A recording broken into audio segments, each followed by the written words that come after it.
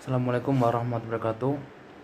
Kami dari kelompok 8 mata kuliah pengembangan kurikulum yang beranggotakan saya Muhammad Ibrahim, teman saya Nur Faul Jannah dan Mas Aksol Janata.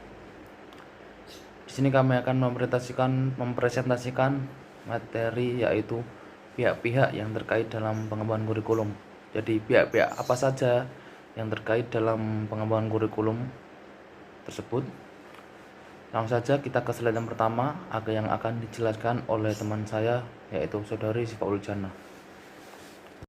Nah, pihak-pihak tersebut terbagi menjadi 4 pihak. Yang pertama adalah pakar-pakar ilmu pendidikan, administrator pendidikan, guru, dan orang tua siswa. Baik, langsung saja yang pertama adalah pakar-pakar ilmu pendidikan. Jadi, pengembangan kurikulum ini membutuhkan bantuan pemikiran para ahli, baik itu dari ahli pendidikan, ahli kurikulum, maupun ahli bidang studi atau disiplin ilmu, yang juga pihak-pihak tersebut mempunyai wawasan tentang pendidikan serta pengembangan tuntunan masyarakat. Nah, sumbangan mereka ini dalam memilih materi di bidang ilmu yang mutakhir atau ilmu yang terbarukan dan sesuai dengan perkembangan kebutuhan masyarakat ini sangat diperlukan. Mereka juga sangat diharapkan partisipasinya dalam menyusun materi ajaran dalam sekuen yang sesuai dengan struktur keilmuan, tetapi sangat memudahkan para siswanya untuk mempelajarinya. Kemudian pihak yang kedua adalah administrator pendidikan. Nah, administrator pendidikan ini terbagi menjadi 3 bagian. Yang pertama adalah administrator pusat, administrator daerah, dan administrator lokal. Yang termasuk dalam administrator pusat ini adalah direktur bidang pendidikan dan kepala pusat pengembangan kurikulum. Sedangkan administrator daerah terdiri atas kepala kantor wilayah, dan administrator lokal yaitu terdiri dari kepala kantor kabupaten, kecamatan, dan kepala sekolah. Selanjutnya adalah peranan administrator dalam pengembangan kurikulum. Nah, apa saja peranan para administrator di tingkat pusat dalam pengembangan kurikulum?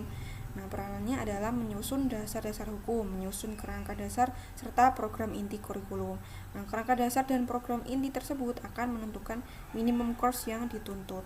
Administrator tingkat pusat bekerja sama dengan para ahli pendidikan dan ahli bidang studi di perguruan tinggi, serta meminta persetujuan dari perguruan tinggi terutama dalam penyusunan kurikulum sekolah.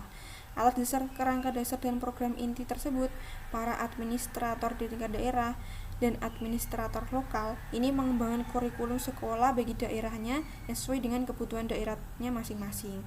Kemudian para kepala sekolah ini mempunyai wewenang dalam membuat operasionalisasi sistem pendidikan pada masing-masing sekolah.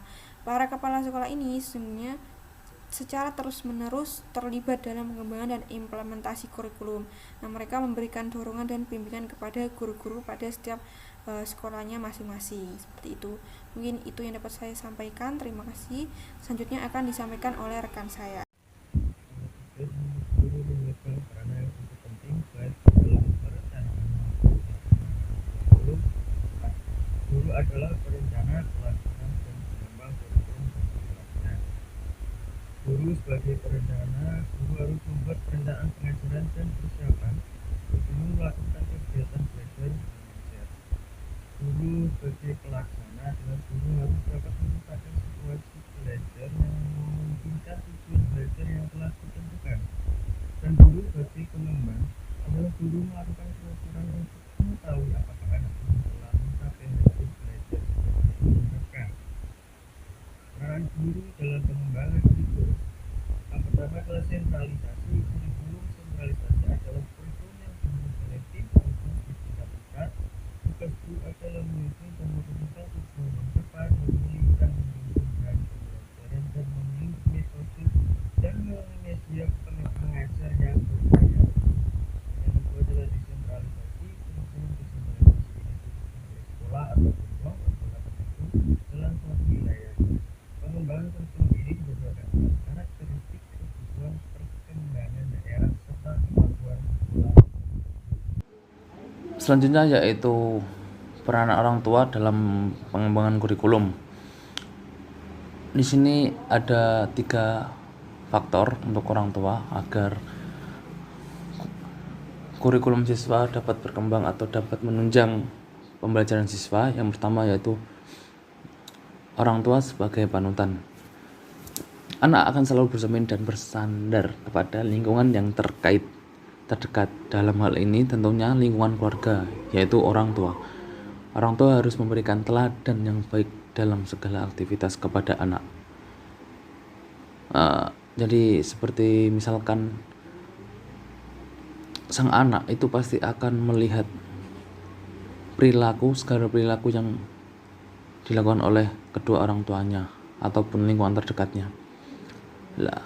Jadi apa yang dilakukan oleh orang tua pastinya akan ditiru oleh anak. Oleh karena itu, orang tua sangatlah berperan dalam membangun sikap anak dalam pembelajarannya nanti. Faktor yang kedua yaitu orang tua sebagai motivator. Anak mempunyai motivasi untuk bergerak dan bertindak apabila ada sesuatu dorongan dari orang lain, lebih-lebih dari orang tua. Hal ini sangatlah diperlukan bagi anak yang masih memerlukan dorongan. Motivasi bisa membentuk dorongan. Pemberian penghargaan, pemberian harapan atau hadiah yang wajar dalam melakukan aktivitas yang selanjutnya dapat memperoleh prestasi yang memuaskan. Jadi di sini orang tua sebagai motivator yaitu memotivasi anaknya ketika misalkan anaknya mendapat nilai yang kurang memuaskan.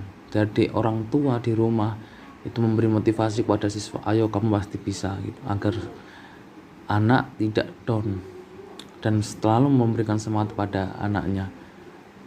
Begitu juga kalau anak sudah mendapatkan nilai bagus, sebaiknya orang tua memberikan apresiasi berupa terima kasih paling minimal, atau memberikan jika kamu bisa ini kamu akan diberi apa gitu.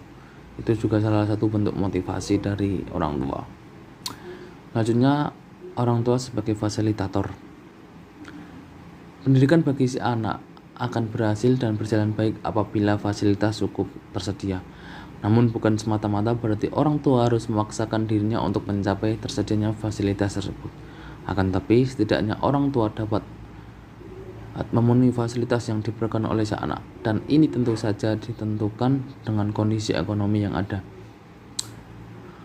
Jadi orang tua sebagai fasilitator yaitu untuk memfasilitasi sang anak agar anak dapat belajar dengan nyaman. Ambil saja kata begini, dalam keadaan daring seperti sekarang, selain peralatan yang dibutuhkan seperti laptop, HP ataupun sebagainya, fasilitas yang menunjang lainnya seperti contoh koneksi internet. Tentunya jika koneksi internet yang anak tersebut pakai terfasilitasi dengan baik oleh orang tua, tentunya pembelajaran siswa atau anak akan lebih mudah dibandingkan dengan yang koneksinya terputus-terputus. Oke, jadi seperti itu. Mungkin itu cukup dari kami. Sekian, assalamualaikum warahmatullahi wabarakatuh.